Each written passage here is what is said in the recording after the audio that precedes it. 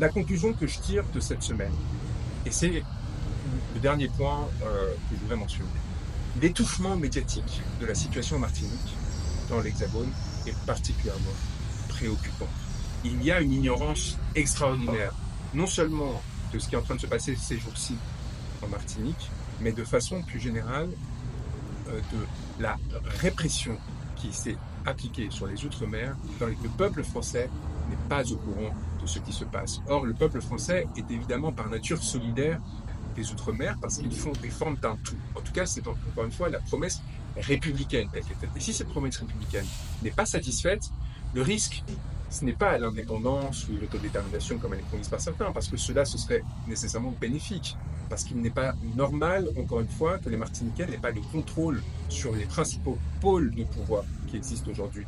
dans leur pays, c'est-à-dire la préfecture et la justice. Il n'est pas explicable que 60 ans après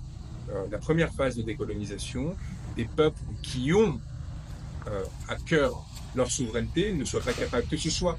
dans le cadre d'une indépendance ou dans un cadre qui les rattache encore à la République française, cette capacité de décider de leur destin. Et j'ai l'impression que ce qui est en train de se passer souligne pour la première fois, de façon très transparente, qu'il y a un problème dans ce mode de fonctionnement et qu'il va falloir avancer vers une autre direction. J'ai entendu le président de la CTM qui déjà commence à ouvrir dans les limites de son mandat un chemin dans cette dimension-là. Moi, je pense qu'il va falloir aller beaucoup plus loin parce qu'autrement, encore une fois, entre l'étouffoir médiatique, une justice qui n'est en rien indépendante, une préfecture qui suit les instructions qui leur sont données par Paris, qui ont été inaugurées, pourrait remonter à 2009. Moi, je pense que c'est une politique spéciale qui a été mise en place par Emmanuel Macron depuis notamment la crise des grands frères fin 2021 en Guadeloupe. On a vu pour la première fois cette volonté d'écraser par des déportations de militants politiques à des milliers de kilomètres de chez eux un mouvement social et qu'on a vu se répéter de façon massive. Évidemment, l'idée est d'injecter de la peur, de sorte que Rodrigue Petitot, comme il l'a semble-t-il fait, finisse par dire c'était une erreur, au lieu de porter son discours politique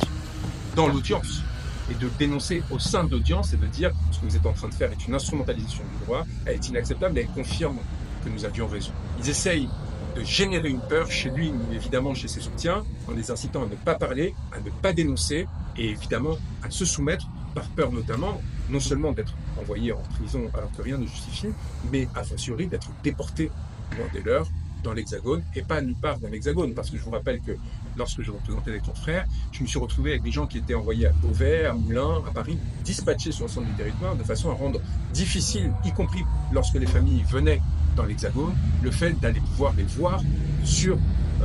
ces centres pénitentiaires qui étaient à plusieurs heures de route de Paris. Cette politique-là n'a rien à voir avec l'état de droit, n'a rien à voir avec la vérité, n'a rien à voir avec la justice au sens où on l'entend. Et donc, il nous faut, je pense, faire preuve de maturité, ne pas à chaque fois courir derrière le calendrier que nous imposent les autorités, accepter qu'il y ait des sacrifices temporaires, qu'il y ait des personnes qui se sont engagées pour la lutte, qui aient à en payer le prix momentanément, pour ne pas relâcher la pression sur les objectifs que le peuple s'était donné, en l'occurrence non seulement la vie chère, mais la reprise de souveraineté partielle ou complète sur ces instruments-là, pour éviter qu'on soit dans une répétition permanente qui va finir très mal, parce que les violences vont finir par monter. Et le fantasme de la narco-révolution que les autorités politiques aujourd'hui tentent de mettre en avant pour essayer de réduire le RPRAC à quelque chose qu'il n'est pas, va finir par arriver. Parce qu'il va y avoir une telle délégitimation des instruments de l'ordre, que ce soit judiciaire, policier, ainsi de suite, qu'il va y avoir finalement une coagulation de force au sein de la société qui va essayer de faire tomber cet État, y compris par la force. Donc je préviens aujourd'hui des risques que sont en train de prendre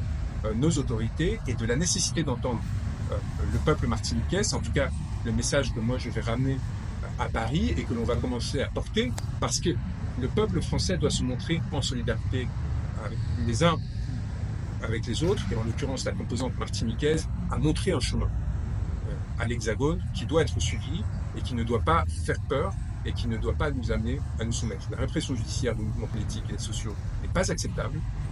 L'acceptation par des magistrats du rôle qu'on leur demande de jouer n'est pas acceptable, n'est pas digne de leur serment, n'est pas digne des raisons pour lesquelles ils sont rentrés dans la magistrature et doit cesser immédiatement.